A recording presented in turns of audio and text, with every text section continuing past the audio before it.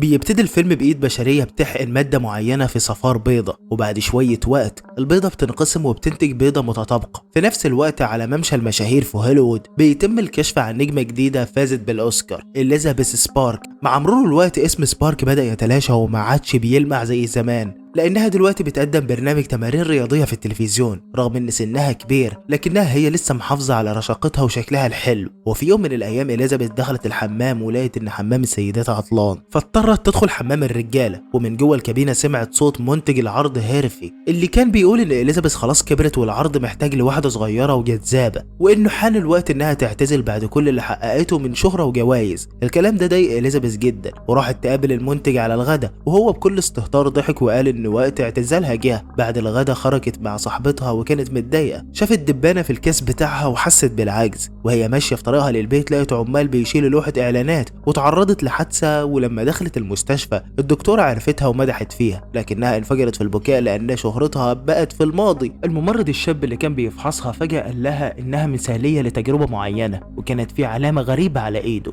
وقبل ما تمشي حطت في جيبها فلاشة فيها إعلان عن منتج اسمه المادة. في البيت إليزابيث شافت الإعلان وكان عن مادة بتحقن الحمض النووي وبتبدأ عملية انقسام بتخلق نسخة تانية من الشخص. النسخة بتكون أصغر وأجمل وأكثر كمالا، لكن الشرط إن الشخصيتين يعيشوا مع بعض ويتبدلوا كل 7 أيام. الفكرة شدت إليزابيث فاتصلت بالرقم وطلبت المادة. اليوم اللي بعده لقت في البريد بطاقة فيها رقم صندوق بريد المادة. راحت تسحب الطرد، ولما فتحت الصندوق لقت المكونات بتاعة المادة متغلفة بشكل أنيق، ومعاها تعليمات استخدام المثبت اللي لازم يتاخد يوميا علشان يضمن إن النسخة الجديدة تفضل موجودة. بعد تردد إليزابيث حقنت نفسها بالمادة، وقعت على الأرض من الألم. في اللحظة دي بيطلع من ظهرها شق وخرجت النسخة الأصغر سنا منها. النسخة الجديدة شافت نفسها في المراية وكانت بنت صغيرة جميلة جدا. بعد فترة من التمرد على حياتها الجديدة رجعت الشخصية الشابة لرشدها، ورتبت جثة إليزابيث القديمة وخيطت ظهرها، وبعدها راحت تستحمى. فجأة حست بتعب وسحبت حقنة المثبت وحقنت نفسها بيها علشان تضمن استمرار وجودها. خرجت مبسوطة بجسمها الجديد وراحت تختار ملابس سباحة جديدة. في النهاية المنتجين اختاروها علشان تحل محل إليزابيث في تقديم العرض.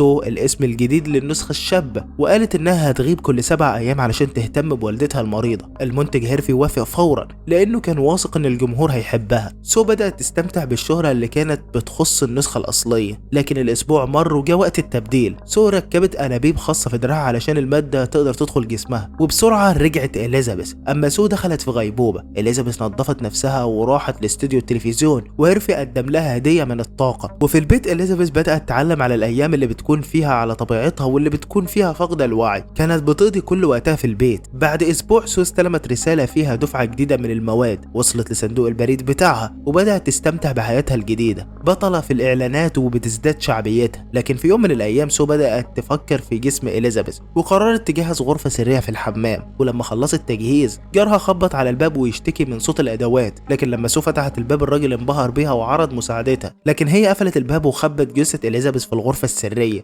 علقت صورتها على الحيطة وبدأ عرضها الخاص يحقق نجاح كبير، والمشاهدات ارتفعت جدا للمنتجين.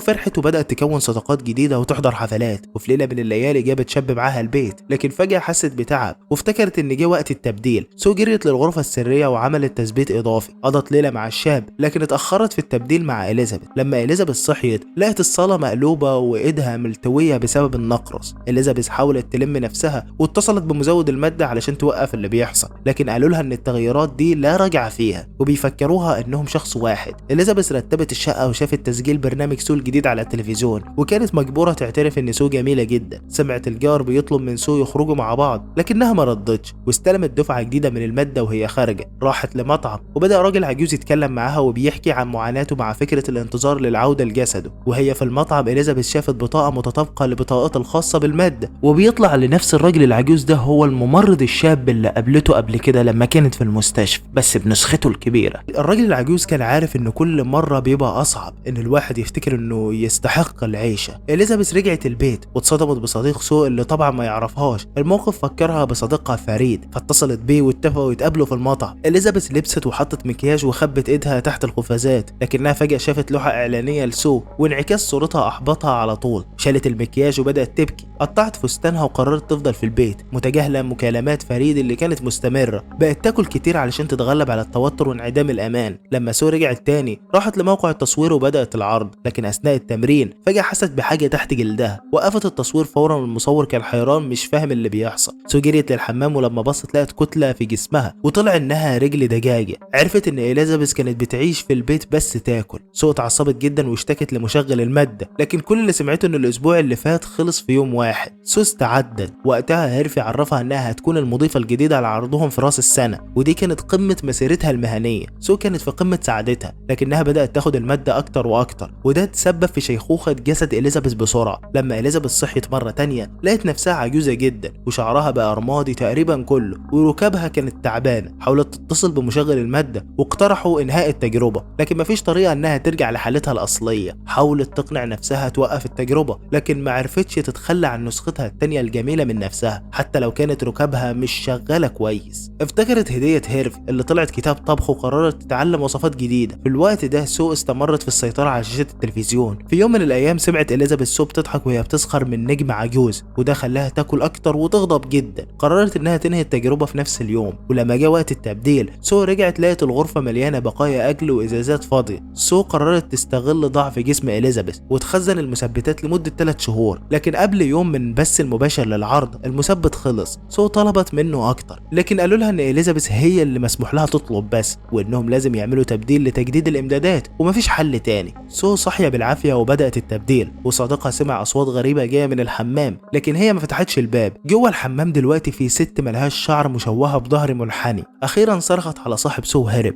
إليزابيث بقت مخلوق مرعب. استدعت مشغل المادة وتوسلت لإنهاء التجربة. بعدين اتجهت تاخد الدفعة الأخيرة ورجعت البيت. سحبت جثة سو واستعدت تحقنها بالمصل علشان تقتل نسختها المتكررة. لما إليزابيث جهزت الحقنة فضلت تبص حوالين المكان وعلى صور سو لفترة طويلة. عرفت إنها مش هتقدر تقتل نسختها الصغيرة. إليزابيث رجعت سو للوعي، وسو شافت نص الحقنة فاضية وفهمت نية إليزابيث. سو غضبت وضربت جثة إليزابيث لحد ما ماتت. بعد كده سو راحت لعرض راس السنة الجديد وهي لابسة فستان جميل، لكن فجأة سو حست إنها تعبانة. راحت الحمام وهناك اكتشفت إن بعد موت إليزابيث جسمها بدأ يتدهور بسرعة، وأول حاجة حصلت أسنانها وقعت، وده خلاها مش قادرة تبتسم للرعاة هيرفي اللي كان عايزها تعمل كده. بعد كده مسمار من ضوافرها وقع، وبعدها ودنها كمان وقعت. سو كانت مرعوبة وجريت للبيت وقررت تحقن نفسها بآخر منشط على أمل إنها تخلق نسخة جديدة من نفسها، لكن بدل ما تنجح خلقت كائن وحشي خليط بين نسخة إليزابيث وسو اللي بقى اسمه إليزا. إليزا حاولت تجمل نفسها، لبست فستان ولبست قناع مصنوع يدويا على شكل وش إليزابيث واتجهت للعرض. ولما وصلت لمركز التلفزيون طلعت على المسرح وبدأت تخاطب الجمهور، لكن القناع وقع. صرخات الرعب ملت القاعة والجمهور بدأوا يهربوا في حالة رعب. واحد من الحاضرين قطع راس إليزابيث، وبعد كده جسمها المشوه ملى القاعة بالدم. البقايا اللي فضلت من إليزا خرجت من الاستوديو ونزلت على الشارع وهي بتتحلل لأشلاء. وجه إليزابيث الأصلي زحف ناحية نجمة الممثلة على ممشى المشاهير، والنظر ليها مبتسم قبل ما يدوب ويختفي تماما. تاني يوم الصبح تم تنظيف بركة الدم اللي فضلت، وده مسح أي ذكرى للممثلة. الفيلم بيفسر معايير المجتمع اللي بتفرض على أجسام النساء سعيهم ورا الجمال الأبدي، وبيجبر المشاهدين يفكروا في معنى إن الواحد يكون على طبيعته وأهمية تقبل نفسك زي ما إنت. وبس كده. لو عجبك الفيلم تأكد إنك تضغط على الإعجاب وتشترك بالقناة وتفعل الزرار بتاع الجرس. سلام.